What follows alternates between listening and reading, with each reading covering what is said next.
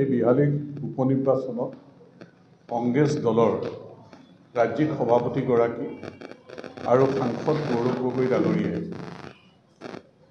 আপোনালোকক দুটা কথাত বিশেষ তেওঁলোকে নিৰ্বাচনী প্ৰচাৰত ব্যৱহাৰ কৰা দেখা গৈছে।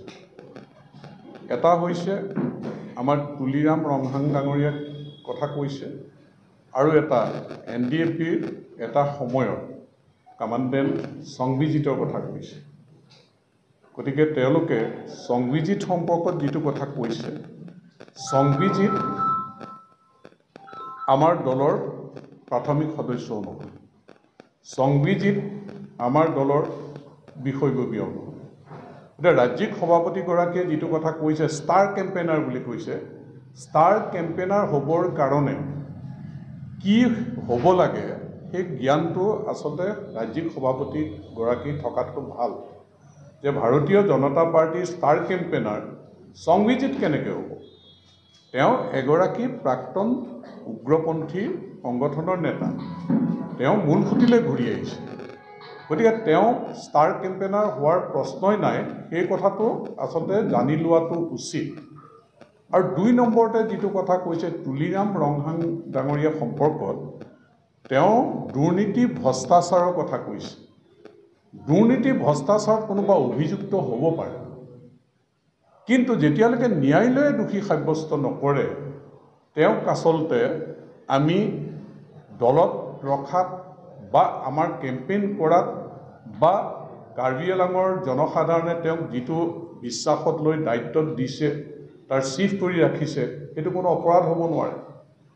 তেনেকৈ হ'লে আমি যদি তেওঁলোকক সোধোঁ যে তোমালোকৰ এই যে দিল্লীতো চৰকাৰ, অসমতো চৰকাৰ আছিল, শিক্ষামন্ত্ৰী আছিল ৰিপুণ বৰা ডাঙৰীয়া, ৰিপুণ বৰা ডাঙৰীয়াক যে দিল্লীত সেই সময়ত CBIৰ মানুহে খেদি খেদি গ্ৰেপ্তাৰ কৰিছিল, তিহাৰ জেললৈ দিছিল, তিহাৰ বাবা বুলি মানুহে সেই সময়ত প্ৰচাৰ কৰিছিল। গতিকে সেই কথাটো অভিযুক্তহে আছিল, বিচাৰত ন্যায়ালয়ে কিবা ৰায় দিলে, তাৰপিছতো তেওঁলোকে সেই ৰিপুণ বৰাকে জানো দলৰ সভাপতি দায়িত্ব দিয়া নাই? ৰিপুণ বৰাক জানো তেওঁলোকে সাংসদ হিচাপে দিল্লীলৈ পঠিওৱা নাছিলে? এতিয়া তুলিৰাম ৰংহাঙৰ কথাটো তেওঁলোকে যেনেধৰণে কৈছে, তেওঁলোকে নিজৰ গাত চিকুটি চালেই হ'ল দেখোন।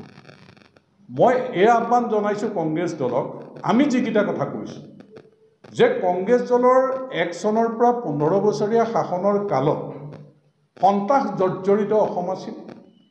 মানুহে সন্দেহ কৰিছিল উগ্ৰপন্থীৰ সমান্তৰাল চৰকাৰ বুলি, আৰু উগ্ৰপন্থীৰ লগত তেওঁলোকৰ নেক্সাছ আছে বুলি। আজি সংবিজিত সম্পৰ্কত যিকেইটা কথা কৈছে, সংবিজিতে যদি হত্যাকাণ্ড সংঘটিত হৈছিল, নৰ্থ বেংকৰ মানুহক যদি অশান্তি কৰিছিল, তেতিয়াহ'লে সেই সময়ত চৰকাৰ কাৰ আছিল? চৰকাৰটো কংগ্ৰেছৰ আছিল।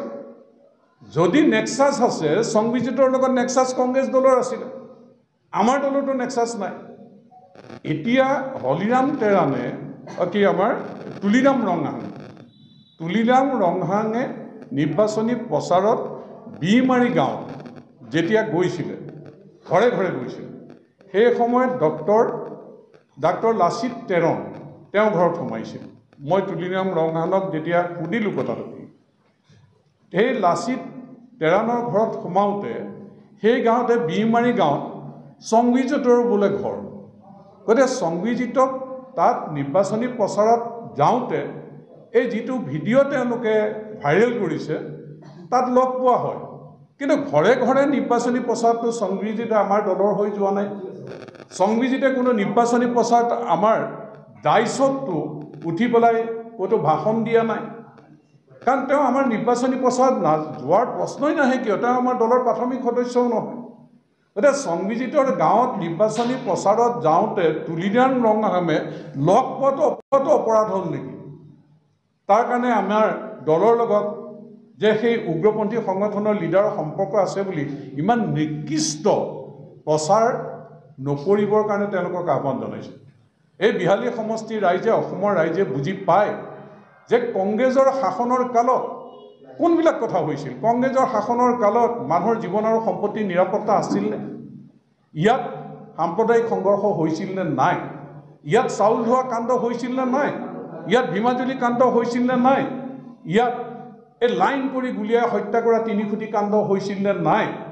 যে শিশু নিজৰ মাতৃ মৃত বুলি নজনা সেই শিশুৱে সেই আমাৰ সেই মাতৃগৰাকীৰ বুকুৰ মৃত মাতৃৰ বুকুত দুগ্ধ পান কৰি থকা সেই ছবিবিলাকৰ কথা সেই সময়ৰ মানুহেতো পাহৰি যোৱা নাই কথাবিলাক। সেই সময়ত উন্নয়নমূলক কাম কি হৈছিল? আজি আমাৰ ভাৰতীয় জনতা পাৰ্টি চৰকাৰৰ দিনত এই 8 বছৰ শাসনৰ কালত এইখন অসমত AK-47 গুলীৰ শব্দত ৰাতি পুৱাইছে নেকি? এইখন অসমত শান্তি প্ৰতিষ্ঠা হৈছে নে নাই? এইখন অসমত ধন দাবী আজি বন্ধ হৈছে নে নাই? এইখন অসমত উগ্ৰপন্থীৰ দপদপনি চলিছে নেকি? গতিকে এইখন অসম শান্তিৰ অসম, প্ৰগতিৰ অসম। আজিৰ দিনটোত এইখন অসমত দ্ৰুত উন্নয়ন হৈছে প্ৰতিটো ডিপাৰ্টমেণ্টত। আমি যদি 4 লেনৰ ৰাস্তাটোলৈকে চাওঁ, আমি যদি গাঁৱলীয়া ৰাস্তা পদূলি আমাৰ চাওঁ, কিমানখিনি উন্নতি হৈছে। আজি এই বিহালী সমষ্টিত গাঁৱলীয়া ৰাস্তা পদূলি অলপহে বাকী আছে। এতিয়া মুখ্যমন্ত্ৰী ডাঙৰীয়াই সিদিনা ঘোষণা কৰি থৈ গৈছে 100 কোটি টকা। সেইখিনি হ'লেতো ইয়াত ৰাস্তা বনাবলৈকে নাথাকিব।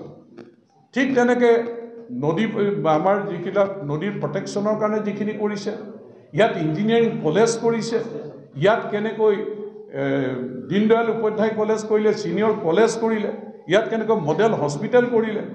গতিকে প্ৰতিটো ডিপাৰ্টমেণ্টত যিখিনি উন্নয়নমূলক কাম হৈছে, তেওঁলোকে আমাৰ 8 বছৰত যিমান হৈছে তেওঁলোকে কওকচোন। তেওঁলোকৰ 15 বছৰীয়া শাসনৰ কালত আমাৰ 10 ভাগৰ 1 ভাগ উন্নয়নমূলক কাম তেওঁলোকে কৰিব পাৰিছে নেকি? আজি উন্নয়ন হৈছে, অভিযোগ বহু তেওঁলোকে দিছে, কিন্তু এই কথাকেইটাৰ উত্তৰ স্পষ্ট কৰিবলৈ তেওঁলোকক মই আহ্বান জনাইছোঁ। এই হত্যালীলা তেওঁলোকৰ দিনত হৈছিল নে নাই? সংবিজিতে যদি হত্যাকাণ্ড সংঘটিত কৰিছিল তেওঁলোকৰ চৰকাৰ দিনত কৰিছিল নে নাই? যে তেওঁলোকৰ সংবিজিতৰ লগত কাৰোবাৰ নেক্সাছ আছিল নেকি? তেওঁলোকৰ দলৰ বিধায়কৰ মন্ত্ৰীৰ এই কথাটো তেওঁলোকে স্পষ্ট কৰক, আছিল নেকি? আমি স্পষ্টভাৱে কৈছোঁ আমাৰ কোনো নেক্সাছ নাই আৰু ভৱিষ্যতেও নাথাকে। আৰু মইতো নিজে গুলীবিদ্ধ হৈছিলোঁ তেওঁলোকৰ শাসনৰ কালত। উগ্ৰপন্থীৰ হাতত হাইৱেত মোৰ ঘৰৰ পৰা 1 কিলোমিটাৰ দূৰত গুলীবিদ্ধ হোৱা নাছিলোঁ নেকি সেই সময়ত? কেনেকুৱা চিকিৎসালয়, দিল্লী এপ'ল' হস্পিটেলত চিকিৎসালয়। আজিৰ দিনটোত মই দেহত AK-47 গুলি লৈ পেলাই এটা গুলি গাত লৈ আজিৰ দিনটোত মই ৰাইজক সেৱা কৰি আছোঁ। গতিকে সেইকাৰণে আমি আহ্বান জনাইছোঁ যে কংগ্ৰেছ দলে সস্তীয়া ৰাজনীতি, সস্তীয়া যিবিলাক প্ৰচাৰ আৰু পৰিকল্পিত ষড়যন্ত্ৰই মানুহক বিভ্ৰান্তিৰ সৃষ্টি কৰিবলৈ যিবিলাক কথা কৰিছে, এইবিলাক বন্ধ কৰিবলৈ তেওঁলোকক আহ্বান জনাইছোঁ।